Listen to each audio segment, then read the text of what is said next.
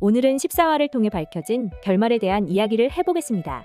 우선 14화에서는 행선의 심부름으로 쓰레기 봉투를 사들고 집에 돌아오던 헤이가 행선을 쇠구슬로 노리던 지실장과 마주치고 지실장에게서 도망치려 하지만 결국 잡히게 되고 지실장의 집에서 눈을 뜨게 됩니다.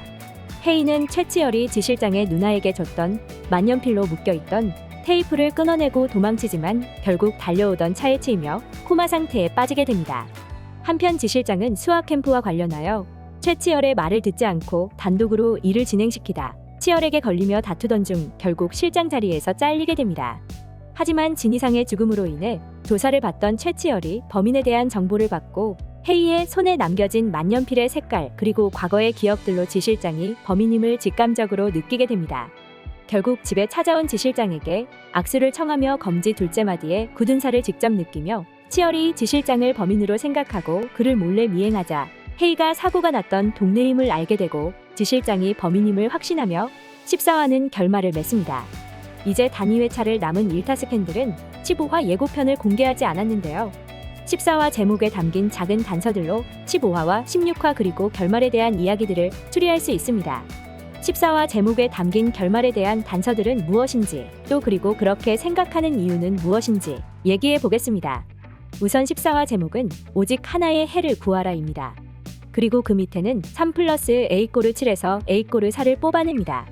여기서 오직 하나의 해라는 건 바로 헤이가 코마 상태에서 깨어나는 것을 의미합니다.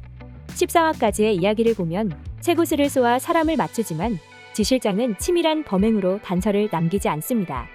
유일한 단서는 희재가 본 검지의 굳은 살과 코마 상태에서 지실장을 직접 본 헤이뿐입니다. 그렇기에 범행적 증거가 없는 이런 상황에서 헤이가 코마 상태에서 깨어나 지실장이 범인임을 지목하는 것이 드라마의 결말이 될 것임을 예측할 수 있습니다. 즉 오직 하나의 해라는 건 하나의 정답을 말하는 것이고 헤이가 직접 사건에 대한 범인을 지목하는 것이 해를 구하는 것이라고 볼 수 있는 것이죠. 단순히 제목만 가지고 말하기에는 부족하다면 제목 아래에 있는 3+4 이꼴을 7에서도 헤이가 깨어나 지실장을 지목한다고 볼 수 있는 근거가 있습니다. 현재 3은 말 그대로 삶입니다. 즉 살아있는 사람들 중에 정답을 구하려 하는 사람들로 치열과 행선이 가장 대표적입니다. 그리고 제목 밑에 있는 3+A꼴을 7에서 처음에였다가 구름 밑에서 4를 끌어와 결국 7이 되게 하는 것은 죽음을 뜻하는 4가 정답이 된다고 볼 수 있습니다. 현재 죽음의 위기에 있는 헤이를 4로 표현한 것이고 일반적으로 해를 구할 때는 A의 값이 구하고자 하는 목표이므로 A가 4로 바뀌면서 정답인 7이 맞는 것으로 보아 헤이가 죽음인 4에서 끌어올려지면서 3과 죽음이 합쳐져 7, 즉 행운이 찾아온다는 것으로 보입니다.